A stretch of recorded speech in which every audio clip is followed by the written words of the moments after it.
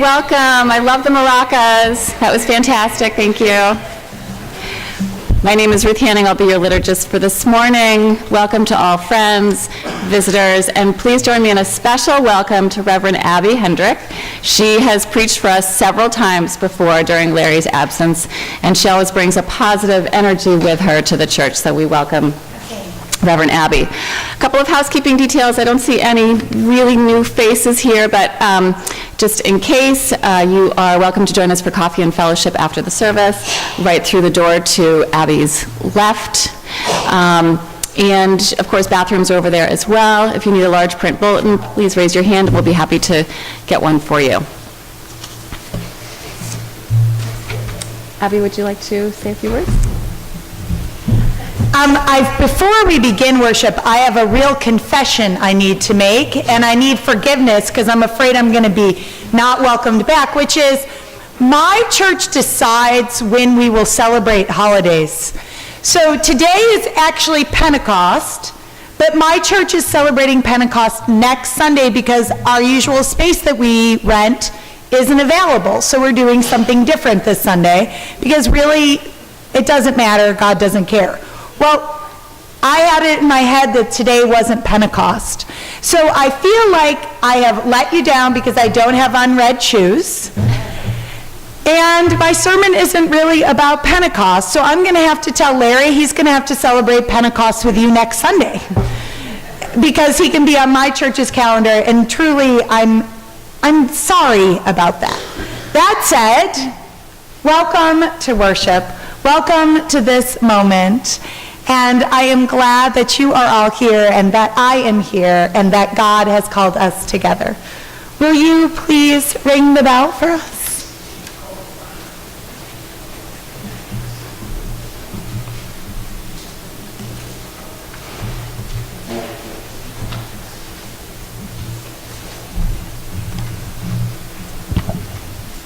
Thank you, Raman. Would you all join us for a time of personal reflection, please?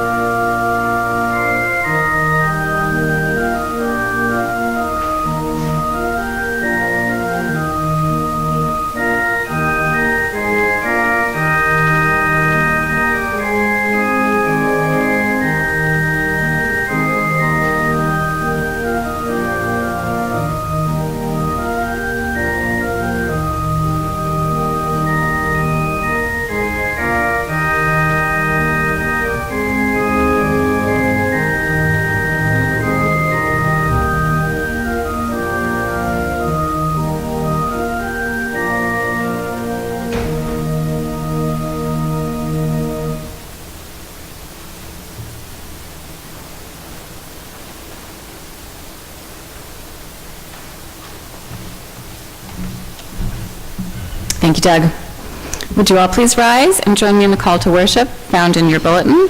This is from the Iona Community Worship Book. Thanks be to God that we have risen this day to the rising of this life itself. Be but the purpose of God between us and each purpose, the hand of God between us and each hand, the pain of Jesus between us and each pain, the love of Jesus between us and each love. O God, who brought to us the bright light of this new day, bring to us the guiding light of eternity. And now, will you share peace with your neighbor?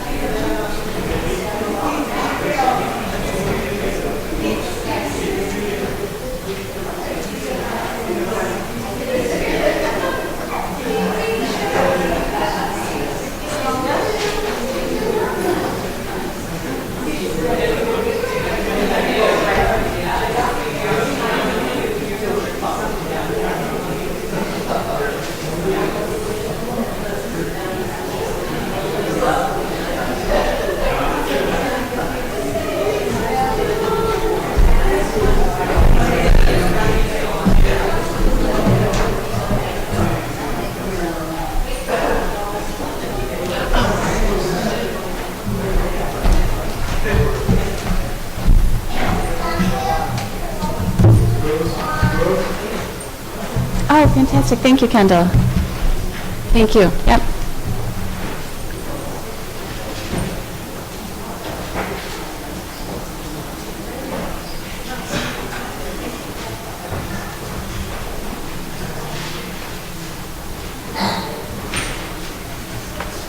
Thank you, Kendall.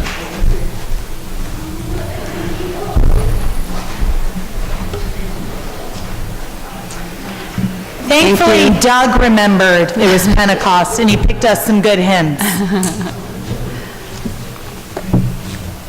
Would you join me, please, in 420, Breathe on Me, Breath of God.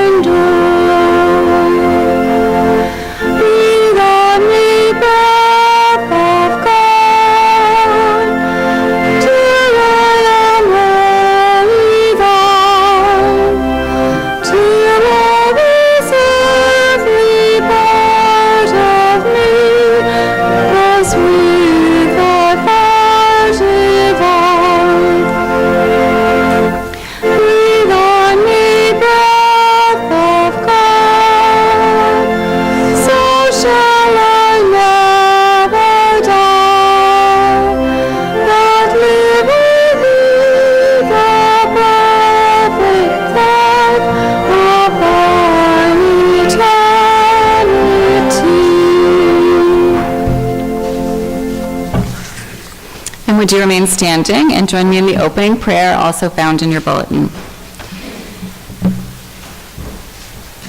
Come, Holy Spirit, come. Renew our souls with your presence.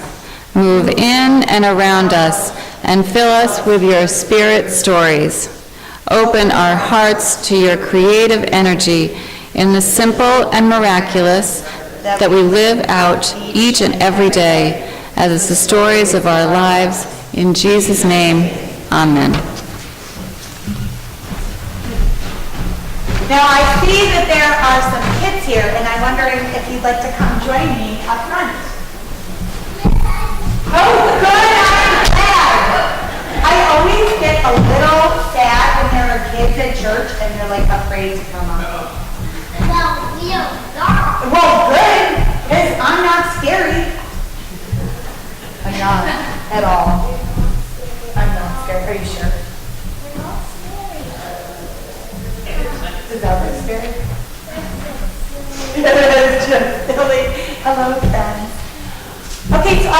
question. There's this guy, and his name is Jesus. Have you heard of him before? Oh wait, I know you. You do? I'm so glad! Okay, so there's this guy named Jesus, and people used to ask him questions all the time. But not like questions like, hey, where do you live? What's your favorite color? What's your favorite food? Not like easy questions, but like huge questions. Like, what is the meaning of life? Should we do this or that? Like really hard questions. And guess what he did? He didn't answer them. Because he was smart. Sometimes there really isn't an correct answer for questions. Sometimes there are questions like think about it. If somebody asked me what my favorite ice cream is, I really don't have an answer. Because it sort of depends on the day. I might be like, well, on certain days I like moose tracks, and on other days I like rum raisin, or double chocolate brownie. What are your favorite ice creams? I like all of them. Well, see? See, did you hear? He likes all of them. How about you? Do you like ice cream? What flavors of ice cream do you like? Vanilla? Any others? What others? Do you like mint chocolate chip? Yeah, see? There is not a single answer. So Jesus was the same way. He didn't give single answers. But do you know what he did do? He told stories. So every time somebody asked him, well, not every time, most of the time, somebody asked him a question, he would tell them a story. So this is the big word you're going to learn today. Can you learn the word parable? Parable. Parable, parable, parable. Keep on saying parable. Parable, parable, parable. I just read that if you say things over and over again, you actually remember them. That's why I'm trying to say things over and over again. Okay, so he told parables, and they were stories. And I bet you that you have studied some of his parables in Sunday school. My favorite parable that he tells is on the prodigal son. My husband's favorite parable is the Good Samaritan. Let's see. What are some other parables that the adults out there like? Are there other parables that you all like? Come on, adults. What parables do you like too? Sowing the seeds. Sowing the seeds. We're going to read one of the versions today in scriptures. It's sowing the seed. There are actually, Jesus talks about seed sowing in one form or another about 20 times in the four Gospels. The seed changes, the farmer changes, but there's lots of planting parables. But yeah, sowing the seed. Any other parables people like? Wise men. I mean, the rich ruler and the wise man Lazarus. Anyone remember that one? That was a great one. All right. Parables. So Jesus teaches parables. What does Jesus teach? Parables. Parables. Okay? And there isn't always one single answer for things. There can be lots of answers like, I like all the flavors of ice cream. So that's one of the things that we need to remember. So here's the last thing I want you to hold in your head. All right, so you're holding parable. You got parable. Jesus taught stories. And I think the reason Jesus taught stories is because he wanted to teach love. And sometimes yes or no answers don't teach love. They divide people. Okay? That's the hardest thing I want you to hold in your head today. Is that Jesus wanted to teach love, and sometimes the answers aren't so easy teaching it. Will you pray with me? Will you repeat with me after? Okay. Dear God, thank you for stories, especially parables, and all the new stories we learn. Amen. Go if you have time.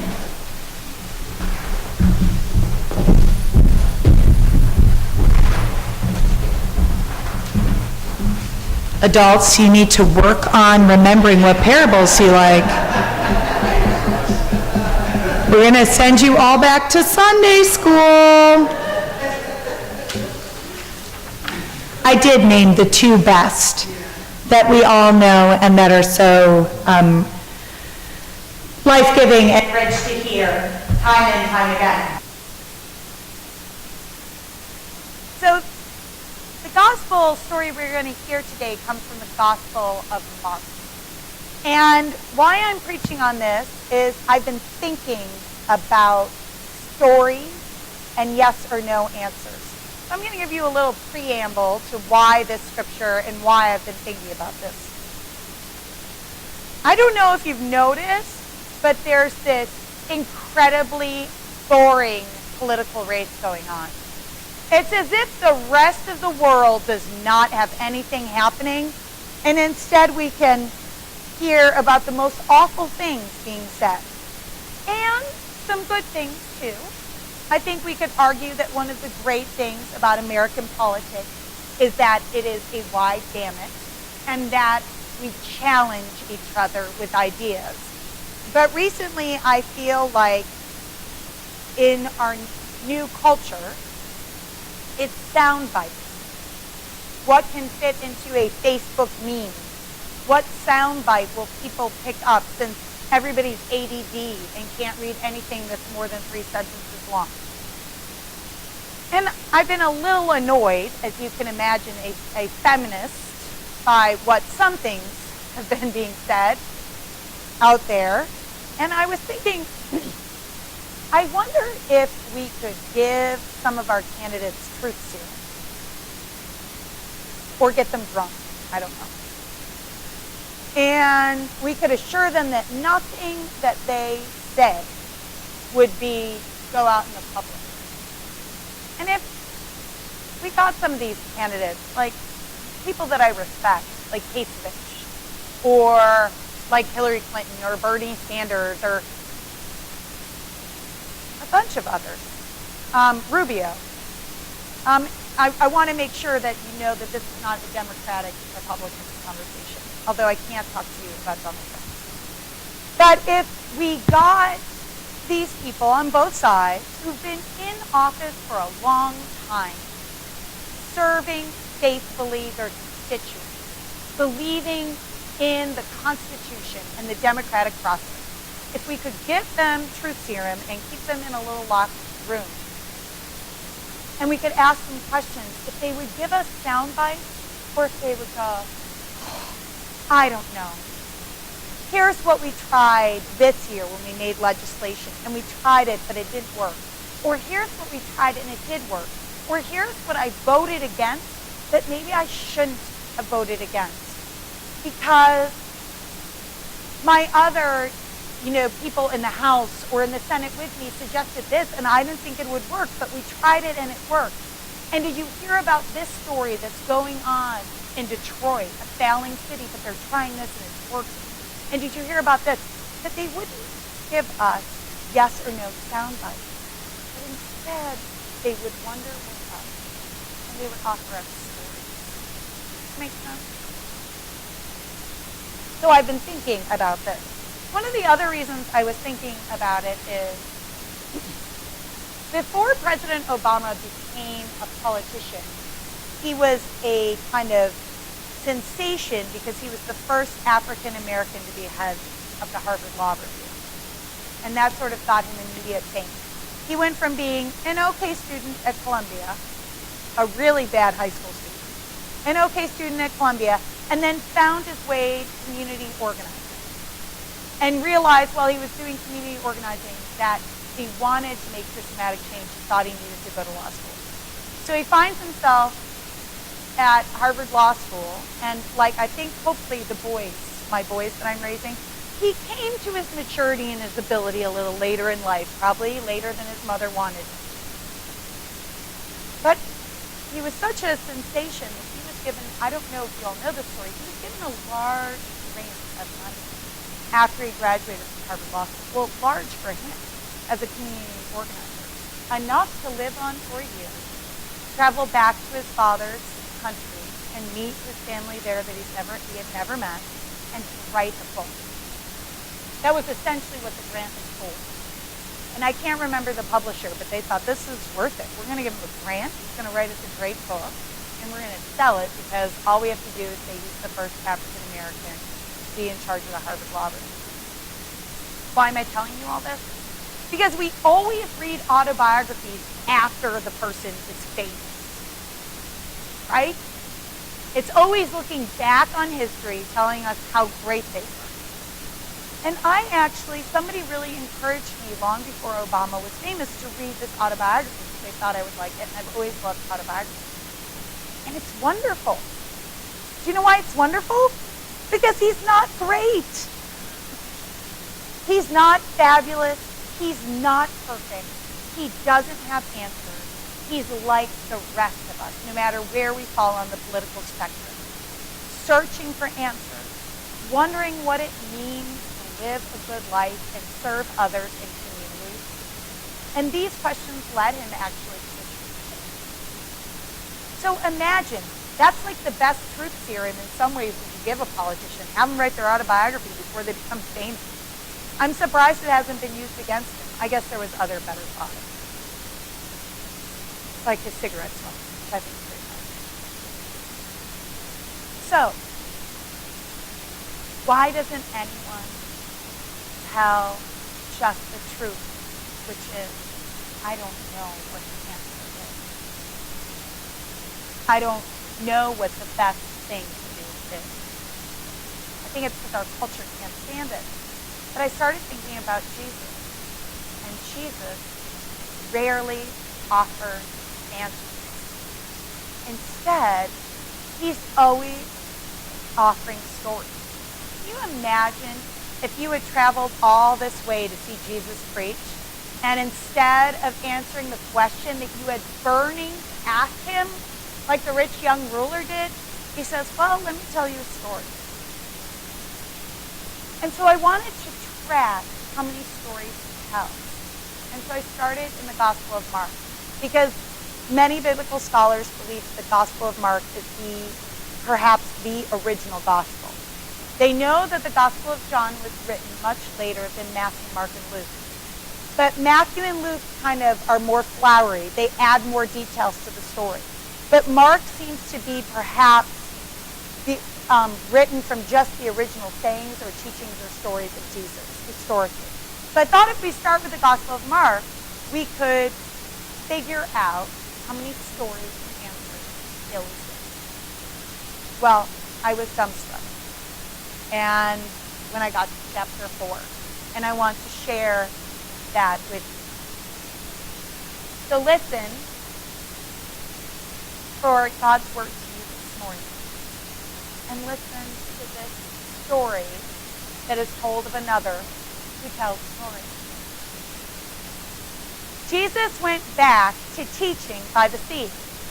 A crowd built up to such a great size that he had to get into an offshore boat, using the boat as a pulpit as the people pushed to the water's edge. He taught by using stories, many stories. Listen, he said, what do you make of this? A farmer planted seed. As he scattered the seed, some of it fell on the road and the birds ate it. Some fell in the gravel. It sprouted quickly but did not put down roots. So when the sun came up, it withered quickly. Some fell in the weeds. As it came up, it was strangled among the weeds, and nothing came of it. Some fell on good earth and came up with a flourishing, producing a harvest exceeding his wildest dreams. Are you listening to this? Really listening? Jesus asked. When they were off by themselves, Jesus and his followers, his closest disciples, along with the 12, they asked him about the story. And Jesus told them, you have been given insight into God's kingdom. You know how it works. But to those who haven't seen it yet, everything comes in stories, creating readiness, nudging them toward receptive insight. I'm going to read that again. Everything comes in stories, creating readiness, nudging them toward receptive insight. This is the word of our God.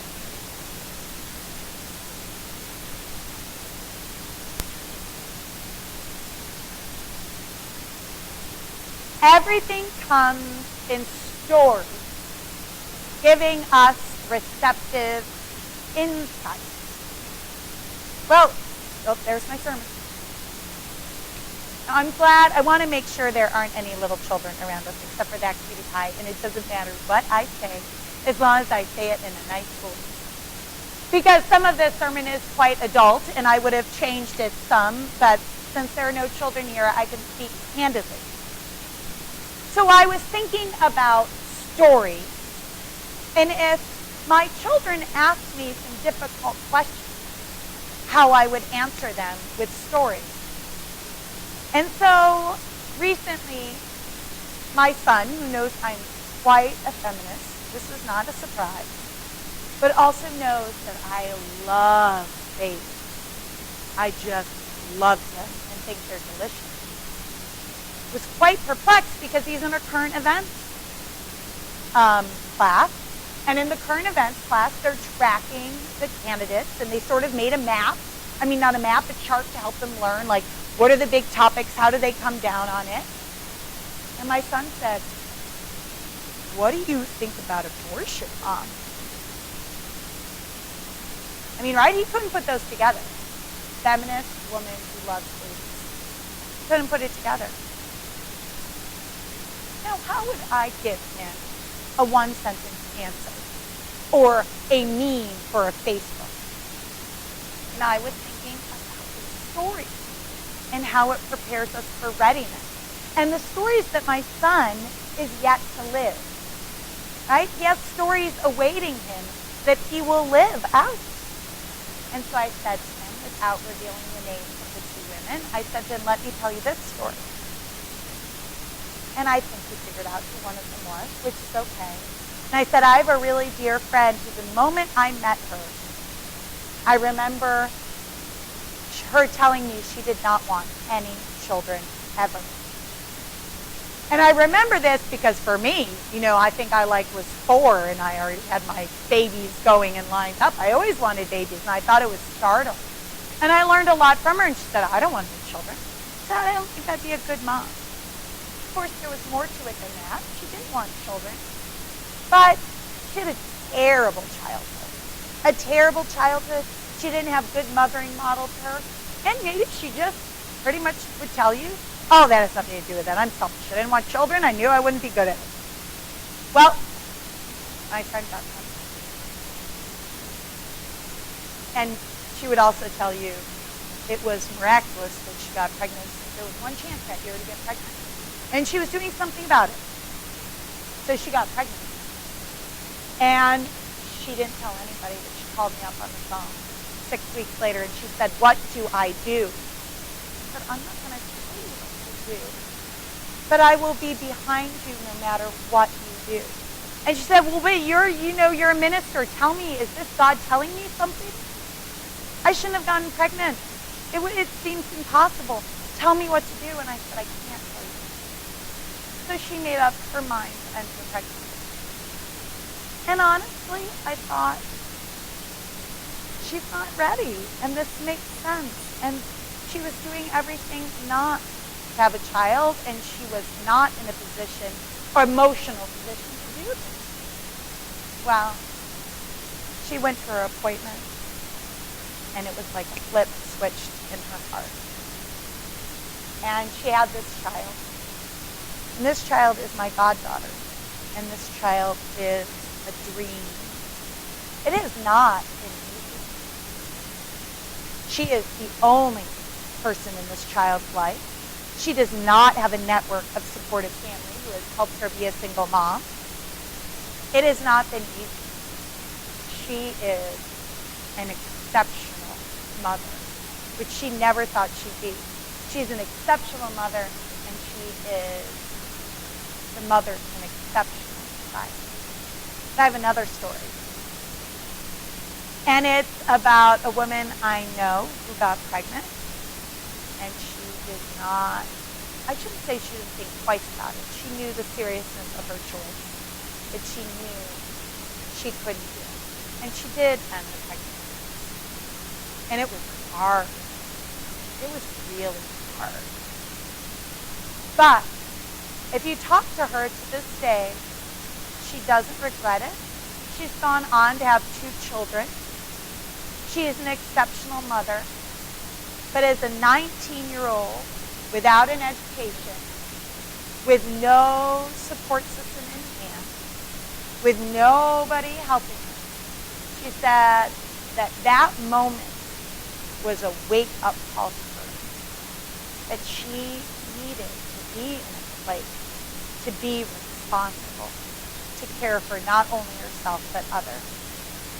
And she went to school and got her medical tech associate, and she's got a good job with insurance, and she's trying to make it work as the mother of these 2 children, although that has not been easy.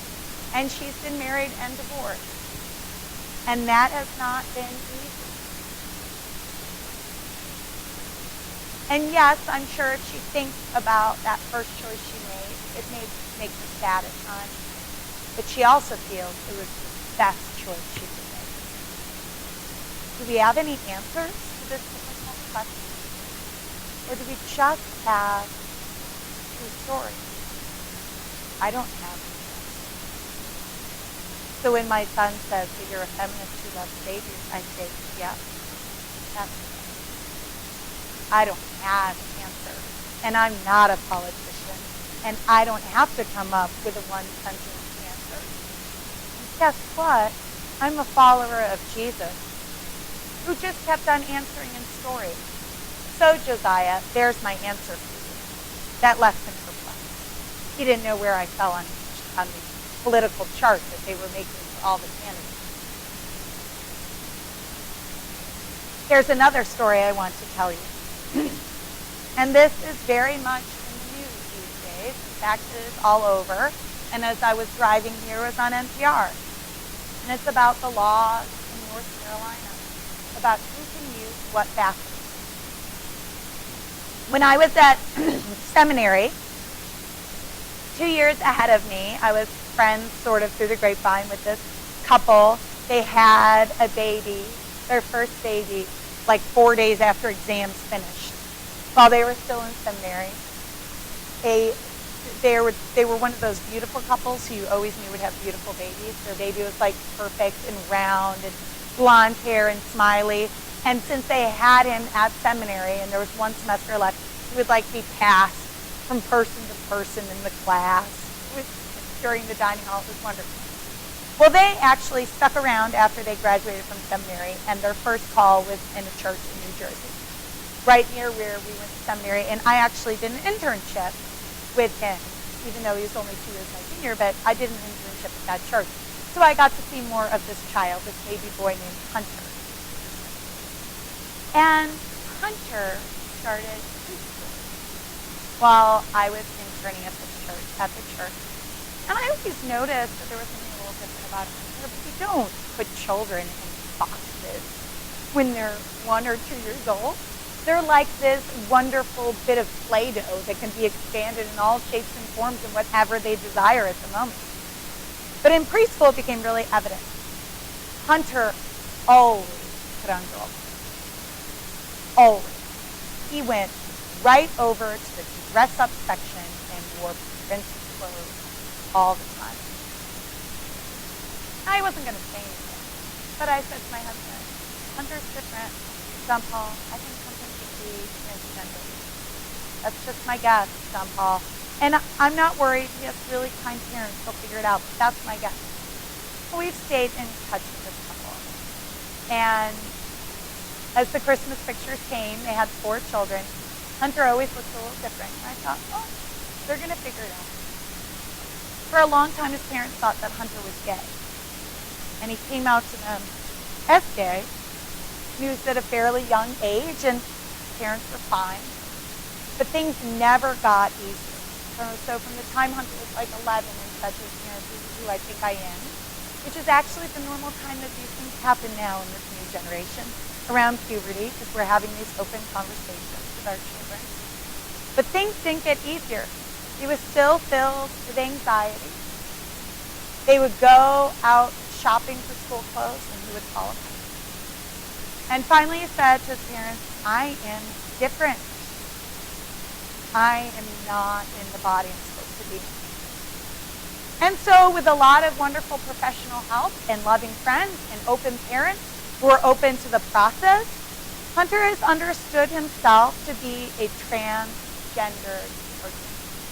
He still goes by Hunter, although I think his family uses the she pronoun, but that's all in transition. He's a 16-year-old child, not quite 17. So there's still lots of time. But what it did not occur to me recently is that 3 years ago, this family moved from Arizona to, what state do you want to guess they moved to? They moved to North Carolina. And now they are scared. But they are bold and courageous. And I believe they are bold and courageous because they heard of this guy named Jesus, who loves, whose reaction isn't first a legal, dogmatic answer of, yes, this is what you should do. No, this isn't what you should do. But the answer is always story and love. And that's your story, then I need to meet you where you are and love you. And so Hunter has been hearing these stories his entire life as the son of 2 pastors. And so Hunter told his parents, "I'm not going to be quiet." He has been recently interviewed by the Associated Press, CNN, ABC, NBC, everywhere. He is all over, which scares me for his family and for him, but also fills me with such pride and such prayers for courage and strength. And he is telling people what they should do about this law? No. He's telling the story again and again. And his mother is telling the story. And his father is telling the story. And they're telling the story again and again. That this is who Hunter is. And that he's still the same child they have loved all of their lives. And that he has been the same person inside of himself his whole life. And that whole life he knew he was who he was because he was created this way. Can we make a law that decides in a little box that story? No. And that's why I would say Jesus doesn't or rarely offers yes or no. Well, in fact, I don't really know when he ever answers yes or no's. Even when you ask, how many times shall we forgive Jesus? He goes, 777. What kind of answer is that? I can't even do math. Really, the only thing he says is, love the Lord your God with all your heart, and with all your soul, and with all your mind, and love your neighbor as yourself. And after that, he tells story after story, because life doesn't fit in one sentence. It doesn't fit in yes or no. It doesn't fit in neat and tidy little laws. It fits in with a story of love that we are living out this very moment. It is the human story. It is the story that God has been a part of from the very beginning. And it is a story that Jesus lived while he was here with us on earth. And it is a story that has multiple endings. It is a story that takes multiple twists of plot. It is always a story that speaks of love. I have no idea what to do about politics. I think a lot of us recently think, well, let's just all not vote. But that doesn't get us anywhere. But I do know that I'm grateful that at the end, whoever gets elected doesn't matter, because the human story remains the same. It's God's story.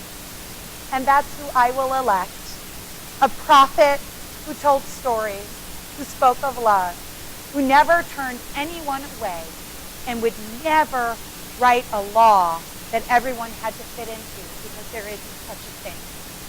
Instead, a God who loves us all as we are, and cherished every one of our stories. So go out and speak your stories to one another, and listen to each other's stories, and watch stories unfold before you in grocery stores and in your neighborhoods and at your places of work, wherever they are. Watch these stories and see how these stories speak of love. Teach me to love thee as thy angels love. One holy passion filling all my frame. The kindling of the have-descended dove. My heart an altar and thy love the flame. You may be seated. Are there anyone who has any announcements? I don't. Oh, here we go. You know how to do this. You all must do this. So we're serving dinner to the wonderful women at Shadows Meadows Shelter on this Thursday. And I have some people that have volunteered to make some of the salad and some of the dessert. If anybody could provide some watermelon or possibly some corn on the cob, or help out making some meatloaf, could you see me after the service? Thank you very much.